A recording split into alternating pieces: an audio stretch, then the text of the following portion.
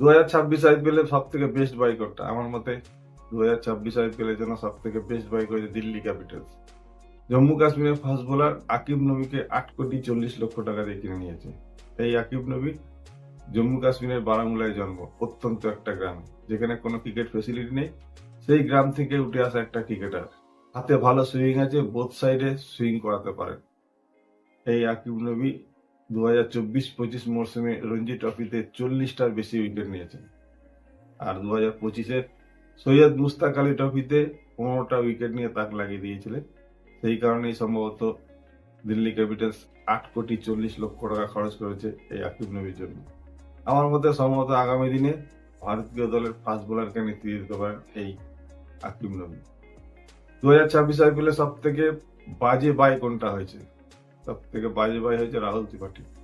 এই রাহুল ত্রিপাঠীকে কিনেছে Kolkata night Riders 75 লক্ষ টাকার বিনিময়ে।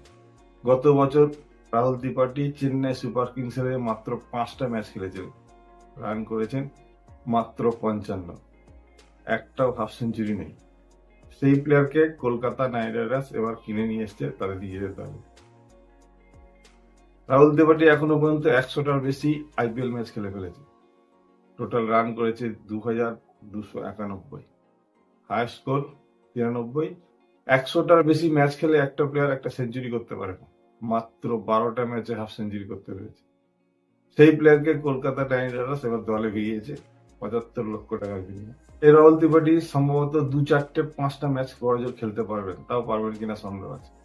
এই রাহুল ত্রিপাঠীর মতো খেলোয়াড় বাংলায় খুঁজলে 10টার বেশি পাওয়া যাবে, কিন্তু কলকাতার নাইট রাইডার্স ম্যানেজমেন্ট বাঙালি প্লেয়ার তো নেবেন না। কলকাতা নাইট রাইডার্স এক প্রকার বলা যায় বেঙ্গলি হেটার্স। ভিডিওটা এই পর্যন্তই। যদি ভালো লাগে অবশ্যই একটা লাইক করে দেবেন, আর আমার ইউটিউব চ্যানেলটা সাবস্ক্রাইব করতে ভুলবেন না।